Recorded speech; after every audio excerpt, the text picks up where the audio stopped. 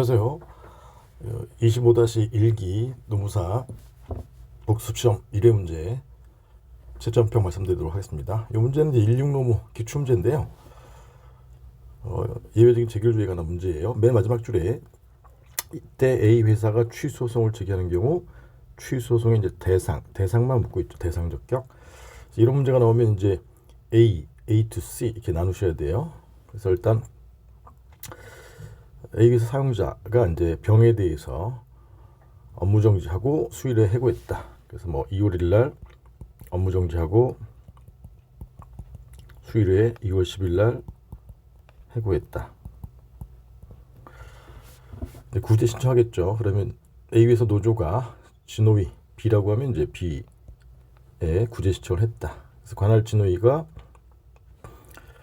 만약에 부당 업무 정지나 부당 해고를 인정한다면 구제 명령을 날리겠죠. 그래서 관할 진호위가 구제 명령을 날렸다. 그래서 업무 정지에 대해서도 부당 인정해서 구제 명령을 날렸고 해고에 대해서도 부당 해고 인정해서 구제 명령을 날렸다.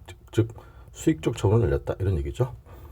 그럼 이제 사용자가 이제 열받는 것이니까 여기까지가 이제 소위 말해 A에 관한 것이고 즉 원처분에 관한 것이고 A 회사가 이제 불복하겠죠. A 회사는 항상 A 회사가 불복할 때는 정당이죠. 정당.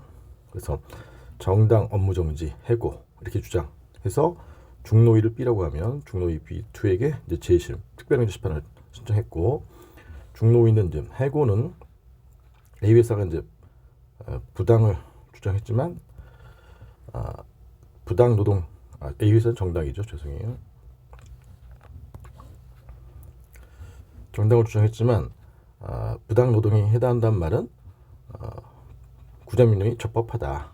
그래서 A 회사의 청구는 이없다. 해서 기각처리 나온 것이고 해고 부분은 기각처리 나온 것이고 그 다음에 업무정지는 부당 노동행위에 해당하지 않는다라는 말은 이제 정당 노동행위다. 정당 노동행위니까 인용한 거죠. 인용. 그래서 정당 노동행위를 받아들여서 얘는 이제 인용을 한 것이다. 인용 재결, 취소 재결을 했다. 이런 소리죠.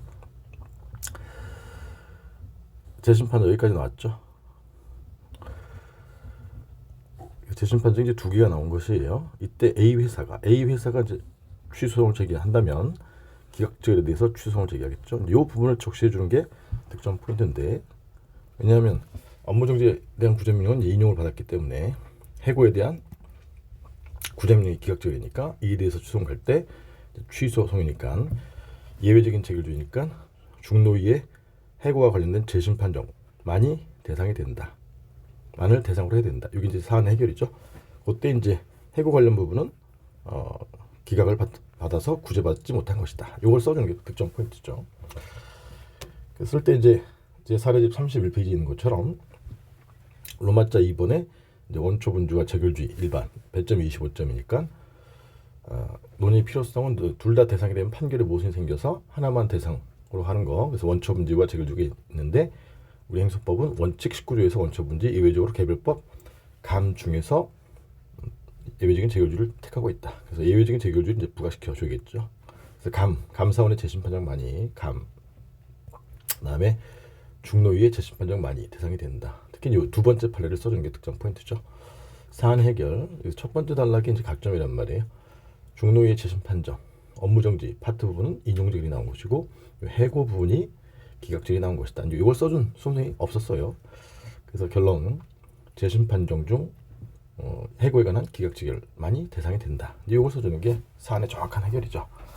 예, 이렇게 해서 예외적인 재결주의는 이제 16년에 떴기 때문에 또 나올 때가 됐어요. 그러니까 잘 정리해 두시고 특히 이제 무효확인 소송에서 예외적인 재결주의가 정되지 않는다. 이 파트 판례 정확히 알고 계시기 바라겠습니다. 다음 시간에 뵙겠습니다.